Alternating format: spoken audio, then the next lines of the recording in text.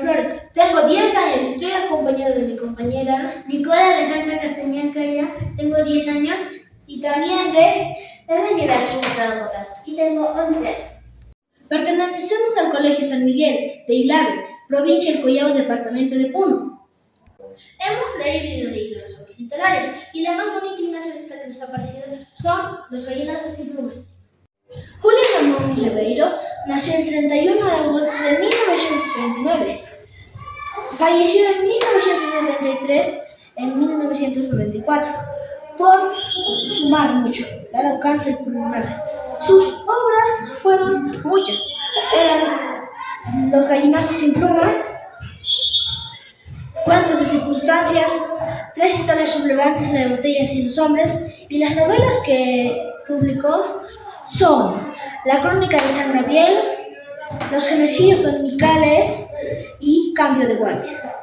Los premios que ganó Julio Ramón Ribeiro fueron Premio Nacional de Novela, Premio Nacional de Novela del Diario Expreso, Premio de Literatura, Premio de Cultura, Premio de Literatura Latinoamericana y del Caribe Juan Rulfo. A continuación yo voy a seguir con la narración de la obra literaria Los gallinazos sin plumas.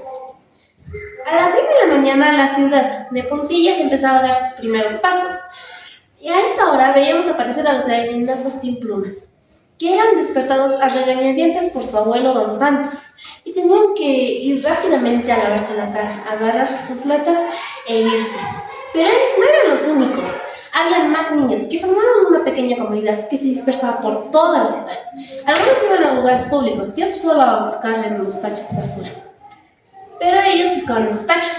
Como los tachos estaban en fila, era más fácil. Tiraban los tachos, lo que les servía lo recolectaban y lo que no, lo devolvían al tacho. Y así sucesivamente. Pero tenían que ser sigilosos, porque tanto la baja policía o las sirvientas los podían botar, haciendo que perdieran su botín.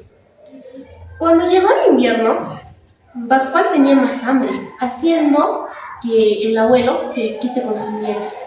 Al final los mandó al muladar, diciendo que en ahí iban a encontrar más desperdices. Cuando fueron, una hora después regresaron con las latas llenas.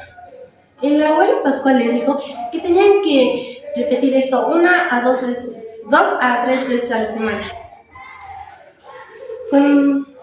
Y hicieron, los miércoles y los domingos lo repetían. Pero un día, cuando estaban regresando, Efraín se cortó el pie con un vidrio, haciendo que a la mañana siguiente no se pudiera parar, ya que estaba empezando a infectarse. Después, Enrique se tuvo que ocupar de sus tareas. Cuando regresó una hora después regresó, pero venía con una visita. Era un perro que lo había seguido desde el muladar. Enrique insistió en que se quedara, ya que lo podía ayudar, mientras que Efraín no podía estar en sus labores. El abuelo aceptó. Enrique, con una sonrisa, se lo fue a presentar a Efraín, pero se le borró la sonrisa cuando vio a Efraín revolcarse en la cama por el dolor. Efraín vio al perro y lo empezó a acariciar. Pero a la mañana siguiente, Enrique amaneció resfriado y ardiendo de fiebre. De eso, entonces el abuelo dijo que él mismo se iba a ocupar de Pascual. Entonces él se fue, pero media hora después regresó, porque la baja policía lo había alcanzado y además los perros lo querían morder. A la mañana siguiente intentó lo mismo, pero como su pata de palo ya no estaba acostumbrada a la cera de cemento, tuvo que regresar. Y así estuvo los días siguientes. Hasta que un día el abuelo Don Santos dijo a sus nietos que ya no podían estar así, que tenían que pararse y ir a trabajar. Solo Enrique se pudo parar. Efraín se quedó en la cama. Enrique tomó las latas y se quiso ir, pero Pedro lo quería seguir. Enrique insistió, que dijo que se quedara cuidando a Efraín. Enrique se fue y sintió que era un mundo mágico, ya que se sentía uno más con los gallinazos. Pero cuando regresó a casa, sentía que se terminaba un mundo y empezaba otro, pero hecho de barro, y con una tranquilidad inquietosa. Dejó las latas y se fue donde su hermano. Apenas Efraín lo vio, le dijo que Pedro había mordido al abuelo. El abuelo agarró la vara y sintió a Pedro aullar. Enrique salió corriendo del cuarto a buscar a Pedro, pero no recibió respuesta. Al final le preguntó a su abuelo dónde estaba Pedro. El abuelo estaba mirando fijamente al chiquero, viendo cómo Pascual tenía su festín. Enrique bajó su mirada al chiquero y vio que Pascual estaba masticando a Pedro y solo quedaba sus patas y su rabo. Enrique empezó a decirle que por qué lo había hecho y empezó a revolcarse y girar en torno a él. El abuelo por un impulso le dio un lapo que le hizo rodar por la tierra.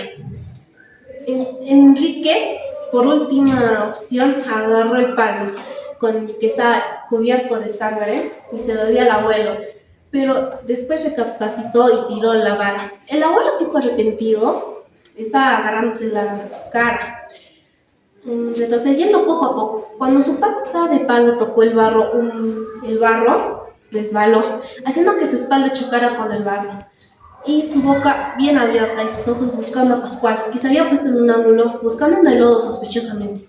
Enrique fue corriendo donde su hermano, lo ayudó a salir y pasaron lentamente por el corralón. Y cuando salieron, vieron que la hora celeste había terminado y que la noche ahora los cubría. Ahora le paso a mi compañera Nicole.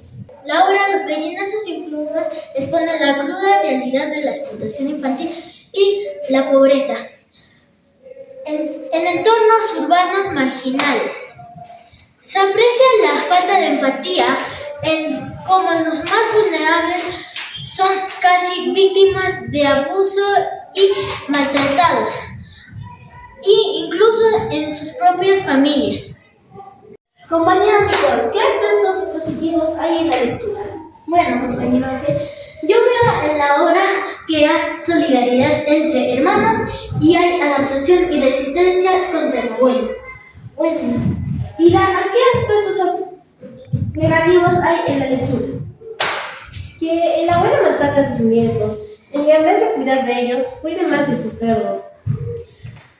Entonces la conclusión final es que no debe haber abuso infantil, explotación infantil, y pido a las autoridades que no se olviden de los niños más necesitados en educación, alimentación, protección, ya que somos el futuro de nuestro país. Y